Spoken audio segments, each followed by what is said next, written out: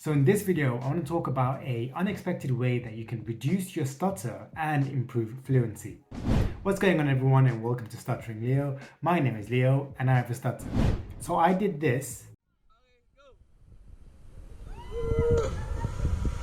and by doing things like this, I have helped to reduce my stutter and improve fluency. So what you saw there was me jumping 10 meters into some deep water. This is an activity that I did during my recent trips in the Philippines, which is called canyoneering, where you basically jump down a waterfall. So you start at the top and you jump into pools of water all the way to the bottom of the waterfall.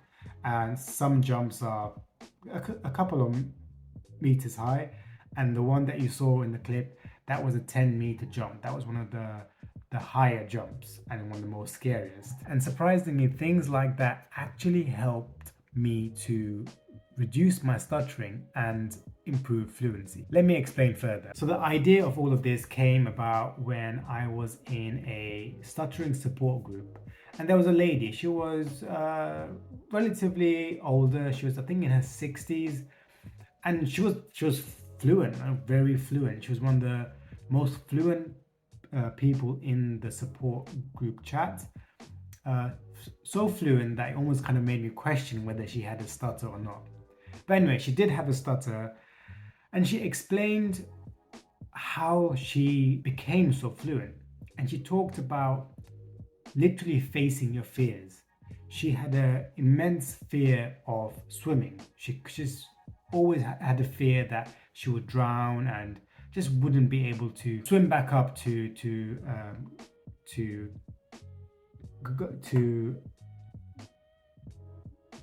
gasp for air. She had a fear that she would drown, basically. And she said that she actually forced herself to go to swimming classes. She forced herself to go to the local leisure center to use the pool so that she could face her fears. And she eventually became a good enough swimmer that she felt confident enough to be able to casually go for a swim whenever she wanted. And she mentioned that doing something like this really brought out the confidence within her. So much so that it started to improve her fluency. And she said that she always felt that her stutter came about and became worse because she just generally wasn't a confident person. She didn't have the ability to take on the challenges in her life. And because of that, she just had low self-esteem. And doing stuff like taking on her fears of swimming made her more confident. And she did this over and over again with different things in life which she felt she had a fear with. And once she kind of stepped outside her comfort zone, she noticed that her stuttering started to reduce. And I thought, hang on, there's a lot of things that I kind of feel that I want to do, but I'm too scared to do. And I started to slowly, very slowly expand my comfort zone. And of course, the clip that you saw was me trying to get out of my comfort zone. Jumping into a pool of water is not new for me, but doing it at a significant height is. But I thought, let me do the smaller jumps and I'm going to skip this larger jump and just, wait for others to do it and I'll watch. But as I got to it, I thought, hang on, let me just do this jump. I need to stop avoiding things that scare me. Doing things that help me face my fears will make me confident. And that's what I did. I climbed up to the top and I jumped down. It was definitely scary, but I did it. I feel good for doing it. I feel confident. I feel like that's just one small thing that I was fearing, but I was able to take on. And things like this just generally help improve someone's confidence. Now, I'm not going to lie, I still have my stutter. I still have bad days where I can barely get a word out. But doing things like this, by doing things which expand my comfort zone and help me face my fears, I'm able to handle certain situations better. My speech I guess it has a mind of its own. One day it's great, one day it's bad. But either way, I'm able to handle certain situations that I feared. And that fear of certain situations made my stutter worse. So let me give you an example. If an individual has a fear of speaking in front of a crowd, trying to speak in front of 100 people is almost unthinkable because it's such a huge crowd. You know, you would fear it. You wouldn't want to step up in front of them to give a presentation or a speech. But if you had to, for some reason, give a speech to 500 people or 1,000, yes, it's even more nerve-wracking, but 100 people will feel so much easier. Comparing 1,000 to 100, you've managed to give a speech in front of 1,000 people, and your initial fear of 100 people seems like nothing. And this is exactly how facing your fears helps you reduce your stutter. I feel like, especially in my career, the more I had to present, the less presenting felt scary to me. And I thought, maybe I just generally need to be a more confident person. So what this lady in the support group chat said really stuck with me.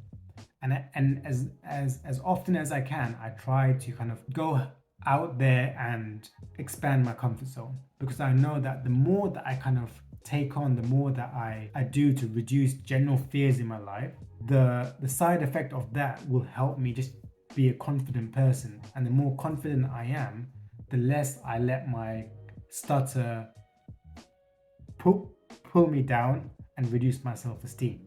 Now, this technique won't work for everyone. This is something that I feel is more of a psychological issue, one which helps you improve your confidence, because I truly believe that your confidence and how you see yourself determines how bad your stutter can be, how fluent you can be. And I know that a lot of people stutter more frequently because of their confidence, because of what they think about themselves, because of the certain situations in life which make them more nervous. And all these things help increase their stutter, because the more nervous they are, the more scared of just general life, the more they kind of hide away, the more their voice softens, and the more they stutter. Another example, when you're alone, I guarantee that you don't stutter as much because you're in your own environment. You know, you're in your comfort zone, you're confident, no one is there to judge you. Now imagine you feel the same way, but everywhere you are. That's what I feel facing your fears can do for you.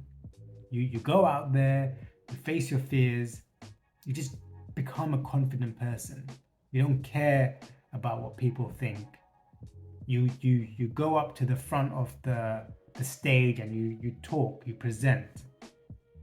And facing your fears, I feel, is one way to get there.